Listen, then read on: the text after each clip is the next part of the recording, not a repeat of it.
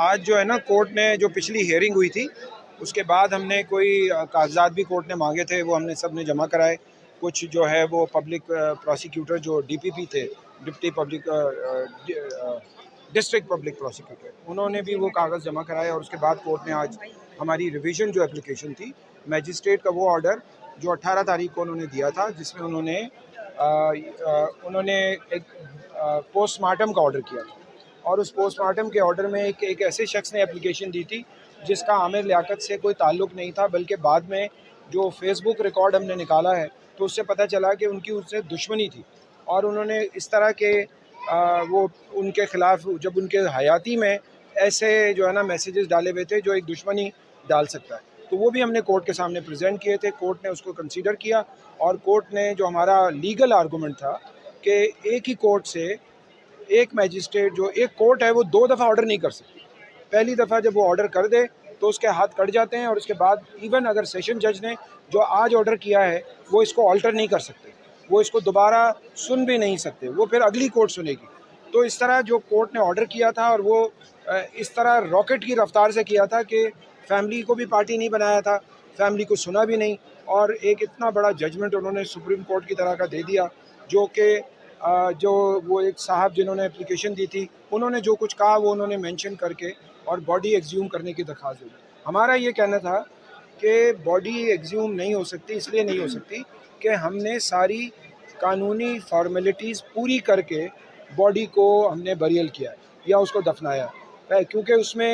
Police نے بھی کوئی شک کا اظہار نہیں کیا۔ پولیس نے کہا کہ ان کی باڈی پہ کوئی ایسے نشان نہیں ہے کہ جس سے پتہ چلے کہ ان کو نقصان پہنچایا گیا ہے، اور یہ پھر اس کے علاوہ میڈیکل لیگل نے بھی اس کو اوکے کیا۔ اس کے بعد اسی جو میجسٹریٹ وہاں تھے انہوں نے کہا کہ ہم اجازت دیتے ہیں کہ آپ اس کو دفنا دیں، اور انہوں نے باڈی ہمارے حوالے کی لیگلی۔ تو جب یہ سارا پروسیس ہو گیا تو اسی کورٹ میں ایک نیا میجسٹریٹ آ گیا، اور اس نے آرڈر کیا کہ جی وہ باڈی ایگزیوم کی جائے، جس کے خلاف ہم ہائی کورٹ گئے۔ ہائی کورٹ میں ہمیں کورٹ نے اسٹے دیا پھر، لیکن ٹیکنیکلی کورٹ نے یہ کہا، کیونکہ پہلے جو ڈویژن بینچ تھی 2 ججز کی، انہوں نے بہت اچھا رسپونڈ ہمیں کیا، انہوں نے اسٹے بھی کیا، اور اسٹے کرنے کے بعد وہ چلتا رہا۔ بعد میں ایک اور باڈی آ گئی، ایک اور جو ہے نا وہ جو ہے ڈویژن بینچ آ گئی، اور اس ڈویژن بینچ نے پھر یہ کیا کہ انہوں نے ہمیں کہا کہ آپ کو سیشن جج کے پاس پہلے جانا چاہیے، اس کے بعد آپ ہائی کورٹ آ سکتے ہیں۔ تو ہم نے کورٹ کی بات کو مانا، اور ہم یہاں سیشن جج کے پاس آئے۔ سیشن جج نے یہاں ایڈیشنل سیشن جج لغاری صاحب کو کیس بھیجا، سیکنڈ ایڈیشنل سیشن جج ایسٹ، اور انہوں نے پھر ہم سب کو سن کے، اس میں دانیہ کے وکیل بھی آئے تھے، اس میں وہ اسٹرینجر تھے ان کے وکیل بھی تھے، اور اس میں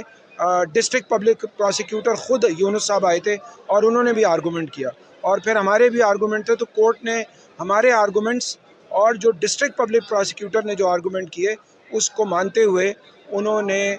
وہ آرڈر سیٹ اسائڈ کیا، اس کو ختم کیا، اور کہا کہ وہ باڈی ایگزیوم نہیں ہو سکتی۔ وہ آرڈر انہوں نے جو کیا ہے وہ انلیگل ہے، ارریگولر ہے، اور اس کے اندر انہوں نے اپنے ججمنٹ میں یہ بھی لکھا ہے کہ اس نے جو فیس بک پہ وہ جو کامنٹس ڈالے ہیں وہ ہمارے اس آرڈر کا پارٹ ہے، اس ججمنٹ کا، جس میں انہوں نے لکھا ہے کہ وہ کس طرح عامر کے خلاف انہوں نے کامنٹ کیے تھے، جس سے لگتا ہے کہ وہ